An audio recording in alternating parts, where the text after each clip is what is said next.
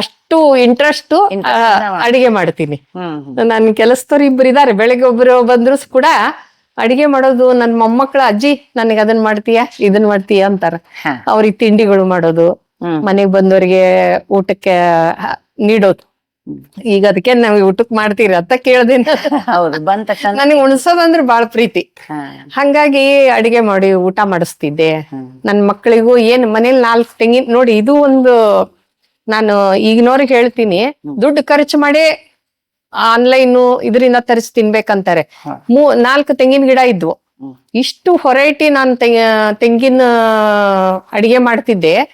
ಅದರಲ್ಲೇ ಸ್ವೀಟು, ಅದರಲ್ಲೇ ಖಾರ, ಅದೇನ ತುಪ್ಪ ನಮ್ಮ ಮನೆಗೆ. ಆ ತೆಂಗಿನ ಗಿಡ ಏನಿದ್ವು 4, ಆ ಕೊಬ್ಬರಿನೇ ತುಪ್ಪ ನಮ್ಮ ಮನೆಗೆ. ಮಕ್ಕಳಿಗೆ ಅದೇ ಅದು ಕೊಬ್ಬರಿ ಉಂಡಿ, ಕೊಬ್ಬರಿ ಹಲ್ವಾ, ಕೊಬ್ಬರಿ ಕೀರು, ಕೊಬ್ಬರಿ ಕೋಡ್ಬಳೆ, ಕೊಬ್ಬರಿ ಕಾಯ್ದು ಏನ್ ಮಾಡೋದು ಎಲ್ಲ ಮಾಡೋದು. ಎಲ್ಲ ಕಾಯಿಲ್ಲ. ನನ್ ಮಕ್ಳು ಒಂದು ದಿನ ಒಂದು ಹೊರಗಿಂದ 1 ಪೈಸದ್ 10 ಪೈಸದ್ ಏನು ತಂದ್ ತಿಂದಿಲ್ಲ. 1-2.5 ರೂಪಾಯಿ ಕೇಕ್ ತಗೊಂಬ, ಕೇಕ್ ತಿಂತೀನಿ ಮಮ್ಮಿ ಅಂತ ಕೊಟ್ರೆ, ಇಲ್ಲ ಬಿಡು ಮಮ್ಮಿ ಮನೆಗ್ ಮಾಡಿ ಎಲ್ಲ ತಿಂತೇನಿ.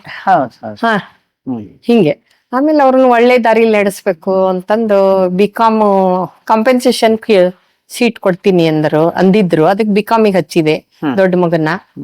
ಅವನ್ ಬಿಕಾಮ್ ಮುಗಿಯೋಷ್ಟೊತ್ತಿಗೆ ಅಲ್ಲೇನೋ ಆಫೀಸಲ್ಲಿ ಅಲ್ಲೇನೋ ಪ್ರಾಬ್ಲಮ್ ಆಗಿ ಸ್ಟಾಪ್ ಮಾಡ್ಬಿಟ್ಟಿದ್ರು ಕೊಡೋದು.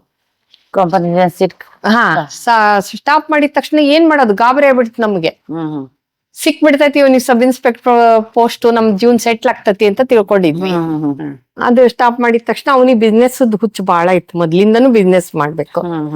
ಆಮೇಲೆ ಕೊನೆಗೆ IAS ಕೋಚಿಂಗ್ ಕಳ್ಸಿ IAS ಮಾಡಿಸ್ಬೇಕನ್ನೋದು ಆಯ್ತು ನನಗೆ. MBA ನಾರ ಮಾಡುವಂದೆ, IAS ಅರ ಮಾಡುವಂದೆ. ಆಮೇಲೆ ಅವನು IAS ಕೋಚಿಂಗ್ ಹಚ್ಚಿದ, IAS ಫಿಲ್ಮ್ನರಿ ಎಕ್ಸಾಮು ಪಾಸ್ ಆದ. ಮತ್ತೆ ಅವನಿಗೆ ಒಟ್ಟು ಇಷ್ಟ ಇರ್ಲಿಲ್ಲ ಜಾಬ್ ಇಂದ, ಯಾಕೋ ಅವನು ಇಷ್ಟನೇ ಪಡ್ತಿರ್ಲಿಲ್ಲ. ಮತ್ತೆ MBA ಓದು ಅಂದೆ. MBA ಹಚ್ಚಿದ, ಒಂದು MBA ಆಯ್ತು. ಇವ್ರಿಬ್ರದ್ದು ಇಂಜಿನಿಯರಿಂಗ್ ಆಯ್ತು. ಮಕ್ಕಳಿಗೂ ನಾನೇನು ಡೊನೇಷನ್ ಎಲ್ಲೂ ಇದು ಮಾಡ್ಲಿಲ್ಲ. ಅವರು ತಮ್ಮ ಒಂದು ಮೆರಿಟ್ ಸೀಟ್ ಅಲ್ಲೇ ಇದ್ರಲ್ಲೇ ಓದಿದ್ರು. ಆಮೇಲೆ ಜಾಬ್ ನೋಡಿ, ಒಂದು ಬಿಕಾಮ್ ಆದಾಗ ಈ ಜಾಬ್ ಸಿಗ್ಲಿಲ್ಲ ಅಂತ ನಾನು ಜಾಬು ಕೂಡ ಸಿಕ್ಕಿದ್ ಹಚ್ಚಲಿಲ್ಲ. ನಮ್ಮ ಮನೆ ಹತ್ರ ಒಬ್ಬ ಹುಡುಗ ಹರ್ಷ ಅಂತ ಇದ್ದ, ಸ್ವಲ್ಪ ಆಕ್ಟಿವ್ ಹುಡುಗ. ಅವನೊಂದ್ ಕಡೆ ಜಾಬ್ ಮಾಡಕ್ ಶುರು ಮಾಡಿದ್ದ. ನೋಡೋ ಹರ್ಷ, ನಮ್ಮ ಮಗನ್ಗೆ ಒಂದು ಜಾಬ್ ಇದ್ರು ಕೊಡು. ಒಂದ್ ಲಿಕ್ಕರ್ ಫ್ಯಾಕ್ಟ್ರಿ ಒಳಗೆ ಜಾಬ್ ತಂದ ಅವನು. ನಾ ಬೇಡ ಅಂದೆ. ಬೇಡ, ನಾನು ನನ್ ಮಗನಿಗೆ ಒಳ್ಳೆ ಬೇರೆ ಜಾಬ್ ಸಿಗೋವರೆಗೂ. ಯಾಕೆಂದ್ರೆ ಒಂದ್ಸಲ ನಾವು ಇದು ಮಾಡ್ಬಿಟ್ರೆ, ನಂದೇನಂದ್ರೆ ಬಿಸ್ನೆಸ್ ಮಾಡ್ರಿ, ಎಂತದ್ ಮಾಡ್ಬೇಕು, ಜನರನ್ನ ಬದುಕಿಸೋದ್ ಮಾಡ್ಬೇಕು ಅಂತ ಒಂದು ಜನರನ್ನ ಸಾಯಿಸೋಂಥದ್ದು ನನಗೆ ಯಾಕೋ ಇಷ್ಟ ಆಗ್ಲಿಲ್ಲ. ಅವನು ಹೋಗ್ಲಿಲ್ಲ, ನಾನು ಬಿಡ್ಲಿಲ್ಲ. ಬೇಡ ಲಿಕ್ಕರ್ ಫ್ಯಾಕ್ಟ್ರಿ. ಮತ್ತೆ ಈಗೂ ಬಿಸ್ನೆಸ್ ಮಾಡ್ಬೇಕಾದ್ರೆ ಗುಟ್ಕಾದ್ದು ತಂದಿದ್ರು, ತಗೊಳ್ಳಿ ಇದನ್ನ, ನನ್ ಮಕ್ಕಳು ಆಕ್ಟಿವ್ ಇರೋದ್ ನೋಡಿ ಇದನ್ನ ತಗೊಳ್ರಿ. ಬೇಡ ಅಂದೆ ನಾನು. ಗುಟ್ಕಾ ಮಾಡ್ಬೇಡಪ್ಪ, ಅದ್ ಎಷ್ಟೇ ದುಡ್ಡು ಬರ್ಲಿ, ನಮ್ಗ್ ದುಡ್ಡು ಬರೋದ್ ಮುಖ್ಯ ಅಲ್ಲ. ನಾವ್ ಏನ್ ಜಾಬ್ ಮಾಡ್ತೀವಿ ಅದು ಮನುಷ್ಯರಿಗೆ ಉಪಯೋಗ ಆಗ್ಬೇಕು, ಒಳ್ಳೆ ದಾರಿಗೆ ತರ್ಬೇಕು. ಆ ದುಡ್ಡು ನಾವು ಉಪಯೋಗ ಮಾಡ್ಕೊಂಡು ನಮ್ಮ ಮನ್ಸಿಗೂ ಸಮಾಧಾನ. ಸಮಾಧಾನ. ಜನರನ್ನ ಹಾಳು ಮಾಡುವಂತದ್ ಬೇಡ ನಮ್ಗೆ. ನಾವು ಆ ದುಡ್ಡಿಂದ ಏನ್ ಮಾಡೋದೈತಿ, ಇನ್ನೊಬ್ರನ್ನ ಹಾಳು ಮಾಡಿ ಆ ದುಡ್ಡು ಮಾಡೋದ್ ಬೇಡ ಅಂತ ನಾನು ಬಿಸ್ನೆಸ್ ಆಗ್ಲಿ ಜಾಬ್ ಆಗ್ಲಿ ಒಳ್ಳೇದ್ ಮಾಡ್ಬೇಕು. ನನ್ಗೆ ಯಾವಾಗ್ಲೂ ಮಕ್ಕಳನ್ನ ಒಳ್ಳೆ ದಾರಿಯಲ್ಲಿ ನಡೆಸ್ಬೇಕು ಅನ್ನೋದು ಇತ್ತು.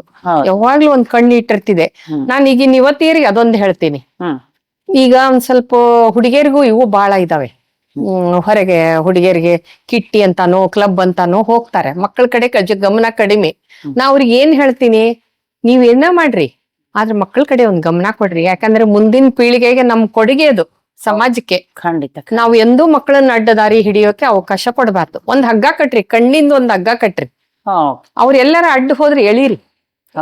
ಯಾವಾಗ್ಲೂ ಅವ್ರಿಗೆ ಒಂದ್ ಕಣ್ಣಿಂದ ಒಂದ್ ಹಗ್ಗ. ನಾನ್ ಹಂಗೆ ಮಾಡ್ತಿದ್ದೆ. ಅವ್ರ ಫ್ರೆಂಡ್ಸ್ ಯಾರು ಎಲ್ಲಿ ಹೋಗ್ತಾರೆ ಅವ್ರಿಗೆ ಗೊತ್ತಿಲ್ದಂಗೆ ನಾನು ಅಬ್ಸರ್ವ್ ಮಾಡೋದು. ಅಬ್ಸರ್ವ್ ಮಾಡಿ ಆತರ ಒಂದ್ ಒಳ್ಳೆ ದಾರಿಯಲ್ಲಿ ನಾನು ಸಂಸ್ಕಾರವಂತರನ್ನಾಗಿ ಮಕ್ಕಳನ್ನ ಮಾಡ್ಬೇಕನ್ನೋದಿತ್ತು. ಮಾಡಿದೆ, ಗುರಿ ಇಟ್ಕೊಂಡಿದ್ದೆ ಅದನ್ನ. ನಿಮ್ಮ ಗುರಿಯನ್ನ ರೀಚ್ ಆಗಿದ್ದೀರಾ? ರೀಚ್. ಅವನು ಮತ್ತೆ ಆಸೆ ಪಟ್ಟ, ಇಲ್ಲ ಮಮ್ಮಿ ನನಗ್ ಬಿಸ್ನೆಸ್ ಮಾಡ್ತೀನಿ ಅಂದ.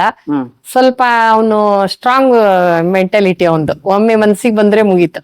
ಅವನ ಆ ಮೆಂಟಾಲಿಟಿನೇ ಇಲ್ಲಿವರೆಗೂ ತಂದಿರ್ಬೋದು ಅಂತ ನನಗ್ ಅನಿಸ್ತೈತಿ. ಇರ್ಬೋದು. ಏನ್ರ ಮಾಡ್ತೇನೆ ಅಂದ್ರೆ ಮಾಡೈತಿರೋದು. ಇವಾಗ ಏನ್ ಬಿಸ್ನೆಸ್ ಮಾಡಿದ್ರಿ? ನಮ್ದು ಸ್ಯಾಮ್ಸಂಗ್ ಡಿಸ್ಟ್ರಿಬ್ಯೂಟ್ ಇಂದ ಸ್ಟಾರ್ಟ್ ಆಯ್ತು ನಮ್ದು. ಅದಕ್ಕೆ ಮತ್ತೆ ದುಡ್ಡು ನಾವು ಯಾರ ಹತ್ರ ಇದು ಮಾಡ್ಲಿಲ್ಲ. ಮನೆ ಮೇಲೆ ಒಂದು 7 ಲಕ್ಷ ಸಾಲ ತೆಗಿಸಿ ಕೊಟ್ಟೆ ಮಗನಿಗೆ. ಅದೇ ಬಂಡವಾಳ, ಅದೇ ಬೀಜದನ. ಅದರಿಂದ ಬಿಸ್ನೆಸ್ ಸ್ಟಾರ್ಟ್ ಆಯ್ತು ಸ್ಯಾಮ್ಸಂಗ್ ಡಿಸ್ಟ್ರಿಬ್ಯೂಟ್ ಇಂದ. ಆಮೇಲೆ ಇವ್ರ ಹಾರ್ಡ್ ವರ್ಕ್, ಇವ್ರದೊಂದು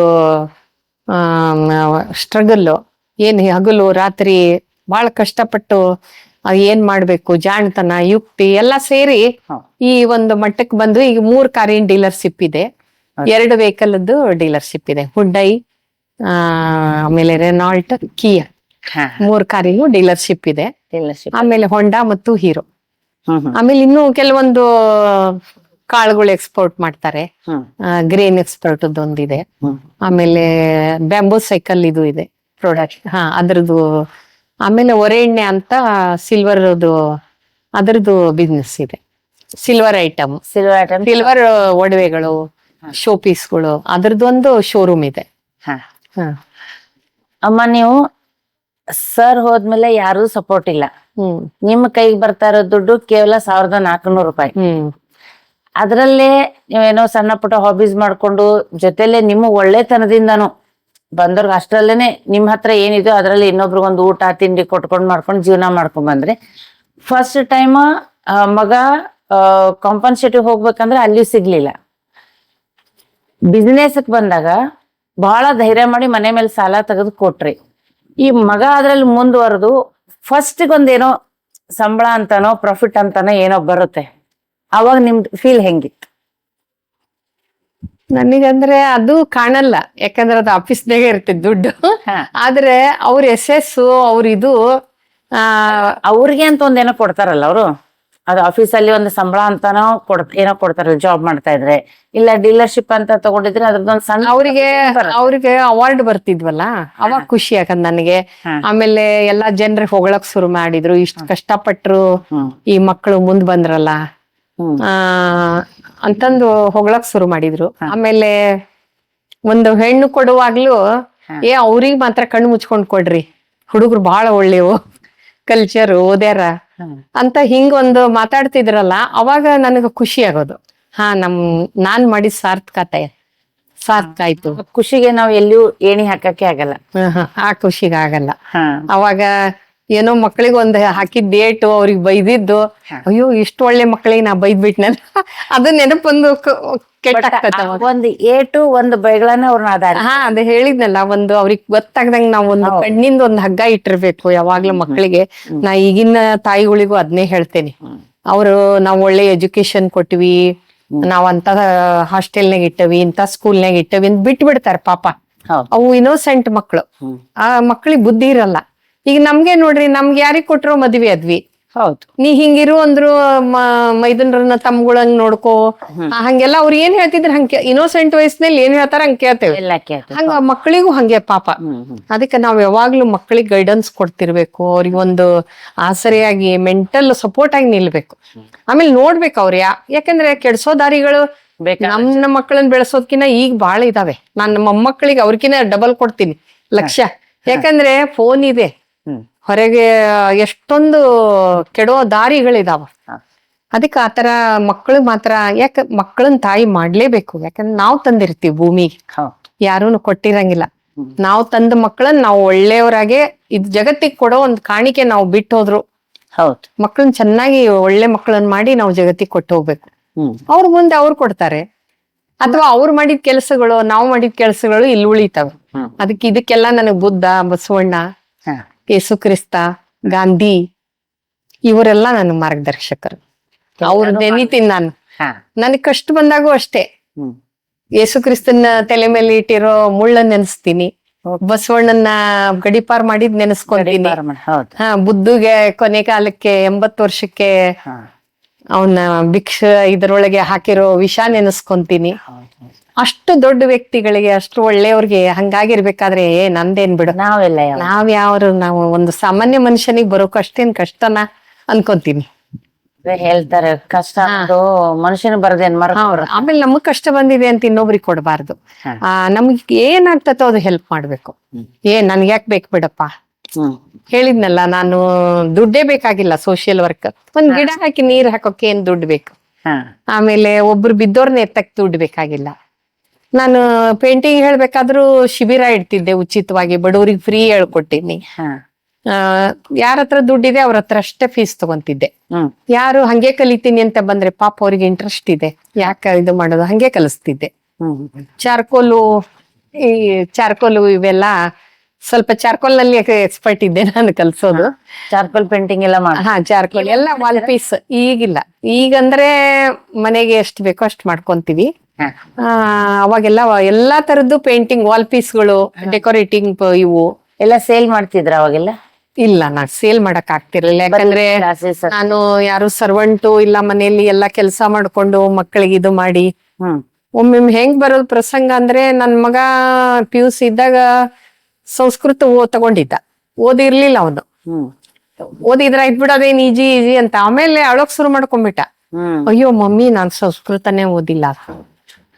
ಆಮೇಲೆ ಏನಾಗಲ್ಲ ಬಾರೋ, ಅದೇನ್ ದೊಡ್ಡ ವಿಷಯ ಅಲ್ಲ ಅಂತಂದ್ ಅವ್ನ್ ಕರ್ಕೊಂಡ್ ಹೋಗಿ ಅಲ್ಲಿ ಅಂಕಲ್ ಅಷ್ಟು ಅವ್ರನ್ನ ಗೈಡ್ ತಗೊಂಬಂದೆ, ಸಂಸ್ಕೃತ್ ಗೈಡ್. ನಾನು ಓದಿ ಅವನಿಗೆ ಹೇಳ್ಕೊಟ್ಟೆ. ಈ ತರ ಒಂದು ಇದು ಮಾಡ್ತಿದ್ದೆ ಅವರಿಗೆ. ಅಂದ್ರೆ ಅವಾಗೆಲ್ಲ ಅದು ಮತ್ತೆ ನೀವು ಸೇಲ್ ಮಾಡೋದಲ್ಲ, ಪೇಂಟಿಂಗ್ ಕ್ಲಾಸಸ್ ಮಾಡ್ತಿದ್ರಿ? Painting class. ಮತ್ತೆ ಬೇರೆ ಏನ್ ಹಾಬೀಸ್ ಇತ್ತು? ಬೇರೆ ನನಗೆ ಬೇರೆ ಹಾಬಿ ಅಂದ್ರೆ ಯೋಗ ಹೇಳ್ಕೊಡ್ತಿದ್ದೆ, ಪೇಂಟಿಂಗ್ ಕ್ಲಾಸ್ ಮಾಡ್ತಿದ್ದೆ. ಆಮೇಲೆ ಏನು ನಮ್ ಪೇಂಟಿಂಗ್ ಕ್ಲಾಸ್ ಹೆಂಗಿತ್ತಂದ್ರೆ ಒಂದು ನಾಲೆಜ್ ಕ್ಲಬ್ ಇದ್ದಂಗಿತ್ತು. ಅಲ್ಲಿ ಹೆಣ್ಮಕ್ಳು ಮಕ್ಕಳು ಬರೋರು, ಅಲ್ಲಿ ಒಬ್ರಿಗೊಬ್ರು ಏನಾರ ಹೆಲ್ಪ್ ಇದ್ರೆ ಹೆಲ್ಪ್ ಮಾಡ್ತಿದ್ದೆ. ಆಮೇಲೆ ರೋಡ್ ಅಲ್ಲಿ ಹೋಗ್ಬೇಕಾದ್ರು ಅಷ್ಟೇ ಏನಾರ. ಆಮೇಲೆ ನಮ್ಮ ಏರಿಯಾದರ್ನೆಲ್ಲ ಕೂಡಿಸ್ಕೊಂಡು, ಹೇಳಿದ್ನಲ್ಲ ನನಗೆ ನಾನ್ ಸೈಕ್ರಿಯಾಟಿಸ್ಟ್ ಆಗ್ಬೇಕಂದಿದ್ದೆ, ಹೇಳಲಿಲ್ಲ. ಅದನ್ನ ಏನ್ ಮಾಡಿದೆ ನಾನು, ನನ್ನ ಜೀವನದಲ್ಲಿ ಅದನ್ನ ಅಳವಡಿಸ್ಕೊಂಡು ಯಾರು ಮಾನಸಿಕವಾಗಿ ನೊಂದಿರ್ತಾರೋ ಅವ್ರಿಗೆ ಸಮಾಧಾನ ಮಾಡೋದು, ಮಾನಸಿಕ ಸ್ವಾಸ್ಥ್ಯ ಶಿಬಿರಗಳನ್ನು ಏರ್ಪಡಿಸೋದು. ಮತ್ತೆ ಈಶ್ವರಿ ವಿಶ್ವವಿದ್ಯಾಲಯದ ಅಕ್ಕಾರು ಅದನ್ನ ಹೇಳ್ತಿದ್ರು, ಫ್ರೀಯಾಗಿ ಹೇಳ್ತಿದ್ರು ಪಾಪ ಬಂದು. ನಾನೆಲ್ಲ ಹೆಣ್ಮಕ್ಳನ್ನ ಕೂಡ್ಸಿ ಅಲ್ಲಿ ಒಂದು ದೇವಸ್ಥಾನದ ಹಾಲ್ನಲ್ಲೋ, ದೇವಸ್ಥಾನದ ಕಟ್ಟೆ ಮೇಲೋ ಒಂದು 30-40 ಯಾರ್ಯಾರು ಬರ್ತಾರೋ 30-40 ಜನ ಹೆಣ್ಮಕ್ಳು ಮಕ್ಕಳು ಸೇರಿಸ್ಕೊಂಡು ಮಾನಸಿಕ ಸ್ವಾಸ್ಥ್ಯ ಶಿಬಿರಗಳನ್ನು ಏರ್ಪಡಿಸೋದು. ಎಲ್ಲ ನಿಂತ್ಕೊಂಡು ನೀವು ಮಾಡ್ತಿದ್ರಿ ಇದೆಲ್ಲ? ನಾ ಎಲ್ಲ ಕರ್ಕೊಂಡ್ಬಂದು ನಾನೇನು ಪಡಿತಿದ್ದೆ. ನಾನು ಈಗ ನಾ ಸ್ವೀಟ್ ಉಂಡ್ರೆ ಅದನ್ನ ನಿಮ್ಗೆ ಕೊಡ್ಲೇಬೇಕು ಅನ್ಸೋದು ನನಗೆ. ಈಗ ನಾನ್ ಮಾನಸಿಕ ಸ್ವಾಸ್ಥ್ಯ ನಾವ್ ಹೊಂದಿದೆ ಅಂದ್ರೆ ನಿಮಗ್ ನಾ ಕೊಡ್ಲೇಬೇಕಂತ ನನ್ಗನ್ಸೋದು. ನೊಂದರಿ ಕೊಡ್ಬೇಕು. ಈಗ ನಾ ಎಲ್ಲೋ ಒಂದ್ ಕಡೆ ಏನೋ ಒಂದ್ ಸ್ವೀಟ್ ತಿಂದ್ ಬಂದಿರ್ತೀನಿ, ಅಯ್ಯೋ ಎಷ್ಟ್ ಚೆನ್ನಾಗೈತಿದು, ಇದನ್ನ ನಾನು ಇವ್ರಿಗೆ ಹುಷಾರಿಗೆ ತಿನ್ನಿಸ್ಲೇಬೇಕು, ಇದನ್ನ ನಮ್ಮ ಅಕ್ಕ ಇವ್ರಿಗೆ ತಿನ್ನಿಸ್ಲೇಬೇಕು, ನಮ್ಮ ಫ್ರೆಂಡಿಗೆ ತಿನ್ನಿಸ್ಬೇಕು, ಅದನ್ನ ಪ್ರಚಾರ ಮಾಡ್ಬಿಡೋದು. ನಾನು ಅದನ್ನ ಇನ್ನೊಬ್ರಿಗೆ ಹಂಚೋದು. ನಾನೇನ್ ಸುಖ ಪಟ್ಟಿರ್ತೀನಿ, ನನ್ಗೆ ಏನ್ ಖುಷಿ ಸಿಕ್ಕಿರ್ತೈತಿ ಅದನ್ನ ಕೊಡೋದು. ಕೆಟ್ಟದನ್ನ ತಪ್ಪಿಸೋದು. ಯಾರು ಕೆಟ್ಟದ್ ಕಲಿತೀನಿ ಅಂದ್ರೆ, ಕೆಟ್ಟದ್ ಇದು ಮಾಡ್ತೀನಿ ಅಂದ್ರೆ ತಪ್ಪಿಸ್ತಾ ಇದ್ದೆ, ಧೈರ್ಯವಾಗಿ ತಪ್ಪಿಸ್ತಾ ಇದ್ದೆ. ಅಂತ ಶಿಬಿರಗಳನ್ನೆಲ್ಲ ಏರ್ಪಡಿಸ್ತಿದ್ದೆ. ಜಡ್ಜ್ ಆಗಿ ಕರಿಯೋಕ್ ಶುರು ಮಾಡಿದ್ರು, ಪೇಂಟಿಂಗ್ ಕ್ಲಾಸ್ ನೋಡಿ ಪೀಚಿ ಕರಿತಿದ್ರು. ಆಮೇಲೆ ಈ ಅಡಿಗೆ ಇವಕ್ಕೆಲ್ಲ ಅದಕ್ಕೂ ಜಡ್ಜ್ ಆಗಿ ಕರಿಯೋರು. ಹಂಗೆ ಅಂತವಕ್ಕೆಲ್ಲ ಹೋಗ್ತಿದ್ದೆ. ಸೋಷಿಯಲ್ ಲೈಫ್ ಲೀಡ್ ಮಾಡಿದೆ, ಸೋಷಿಯಲ್ ಆಗಿ ಸಮಾಜಮುಖಿ ಇದ್ದೆ. ಏನು ಗಿಡ ಹಚ್ಚೋದು, ಗಿಡಗಳ ರಕ್ಷಣೆ ಮಾಡೋದು, ಆತರ ಎಲ್ಲ. ಹಸಿರು ಅಂದ್ರೆ ಬಹಳ ಇಷ್ಟ ನನ್ಗೆ ಮೊದ್ಲಿಂದಾನು. ಪರಿಸರ ಅಂದ್ರೆ ಪರಿಸರ. ಆಮೇಲೆ ಎಳ್ನೀರು ಈಗ ವೇಸ್ಟ್ ಆಗತ್ ನೋಡಿ, ಗುಡಿ ದೇವಸ್ಥಾನದಲ್ಲಿ ಒಡೆದು ಎಳ್ನೀರ್ ಚೆಲ್ ಬಿಡ್ತಾರೆ. ನಾನೇನಂತೀನಿ, ಅದನ್ನ ಒಂದ್ ಲೋಟದಲ್ಲಿ ಇಟ್ಟು ಸ್ಟಾಕ್ ಮಾಡಿ ಕೊಡ್ರಿ, ಯಾರಿಗೆ ನೀರಡಿಕೆ ಆಗಿರುತ್ತೋ ಅವ್ರಿಗೆ ಕೊಡೋದು. ಮತ್ತೆ ದೇವಸ್ಥಾನಗಳಿಗೆ ಅದನ್ನ ಶೇಖರಣೆ ಮಾಡಿ ಏನಾದ್ರೂ ಅದನ್ನೊಂದು ಕೊಡ್ರಿ ಅಂತ ನನಗೆ ಅದೇ ಅನಿಸುತ್ತೆ. ಈ ತರ ಒಂದು ಅಂಧವಿಶ್ವಾಸದಿಂದ ಎಳ್ನೀರೆಲ್ಲ ಈಗ ಒಂದೊಂದ್ ಜಾತ್ರೆಯಲ್ಲೆಲ್ಲ ಲಕ್ಷ ಗಂಟ್ಲೆ ಹೊಡಿತಾರೆ. ಲಕ್ಷ ಗಂಟ್ಲೆ ಕಾಯಿಗಳು ನೀರ್ ಗಟಾರಕ್ಕೆ ಹರಿದು ಹೋಗ್ತಿರ್ಬೇಕಾದ್ರೆ ನನಗ್ ಸಂಕಟ ಆಗುತ್ತೆ. ಎಷ್ಟು ದೇವರು ಆರ್ಗ್ಯಾನಿಕ್ ಅದು, ಅದಕ್ಕೆ ಔಷಧಿ ಹೊಡಿಯಲ್ಲ, ಏನೂ ಇಲ್ಲ, ನ್ಯಾಚುರಲ್ ಆಗಿ ಬೆಳೆದಿದ್ದ ಎಳ್ನೀರು. ಅದನ್ನ ಮಾಡಿದೆ. ಒಂದು ದೇವಸ್ಥಾನಕ್ಕೆ ಹೋಗಿ ಟಾಕಿ ಕೊಟ್ಟು, ಒಂದು ಸೋಸೋದು ಇದು ಕೊಟ್ಟು, ಅವ್ರಿಗೆಲ್ಲಾ ನೋಡಿ ಇದ್ರಲ್ಲಿ ಶೇಖರಣೆ ಮಾಡ್ರಿ, ಬಂದವ್ರಿಗೆ ನೀವು ಒಂದೊಂದ್ ಚಮಚೆ ತೀರ್ಥ ಕೊಡ ಬದಲು ಒಂದೊಂದ್ ಲೋಟ ಎಳ್ನೀರ್ ಕೊಡ್ರಿ, ದೇವಸ್ಥಾನಕ್ ಬಂದವ್ರಿಗೆ ನಿಂತು ಕುಡಿತಾರ ಬಿಡ್ರಿ, ಕೊಡ್ರಿ ಅಂತ ಹೇಳಿ ಬಂದೆ. ಆದ್ರೆ ಯಾರು ಶ್ರಮ ತಗೊಳಕ್ ಇಷ್ಟ ಪಡಲ್ಲ. ಅದೇನ್ ಇನ್ಲಿಂದ ಬಂದಿರ್ತತೋ ಅದು ಉಪಯೋಗ ಇರ್ಲಿ ಬಿಡ್ಲಿ ಅದನ್ನೇ ಮಾಡ್ಕೊಂಡ್ ಬಂದ್ಬಿಡ್ತಾರೆ. ಹೊರಗಡೆ ಮಾತ್ರ 50-60 ರೂಪಾಯಿ ಕೊಟ್ಟು ಹಾ ನೋಡಿ ಬಡವ್ರಿ ಪಾಪ ಅವ್ರಿಗೆ ಹಾಸ್ಪಿಟ್ಲಿಗೆ ಯಾರೋ ಅಡ್ಮಿಟ್ ಆಗಿರ್ತಾರೆ, ಅವರೆಲ್ಲ 40-50 ರೂಪಾಯಿ ಕೊಟ್ಟು ಎಳ್ನೀರು ಒಯ್ದು ಕೊಡಕ್ ಆಗಲ್ಲ. ಅದೇ ಒಂದ್ ದೇವಸ್ಥಾನದವ್ರು ಶೇಖರಣೆ ಮಾಡಿಟ್ಟು ಒಂದೊಂದ್ ಹಾಸ್ಪಿಟ್ಲಿಗೆ ಡೊನೇಟ್ ಮಾಡ್ಬೋದು ಅದನ್ನ. ಧೈರ್ಯ. ಹಾ ಅಲ್ಲಿ ನಿಮ್ಮ ಆಸೆ ನಿಮ್ ಕನಸು ಖಂಡಿತ ಪೂರೈಸ್ಲಿ. ನೀವು ತುಂಬಾ ಸಮಾಜ ಸೇವೆಗಳನ್ನೆಲ್ಲ ತುಂಬಾ ಮಾಡಿದೀರಾ. ನಿಮ್ಮ ಸಮಾಜ ಸೇವೆ ಹೀಗೆ ಮುಂದುವರಿಲಿ. ನಿಮಗೆ ಭಗವಂತ ಆಯುಷ್ಯ ಆರೋಗ್ಯ ಎಲ್ಲವನ್ನು ಕೊಡ್ಲಿ.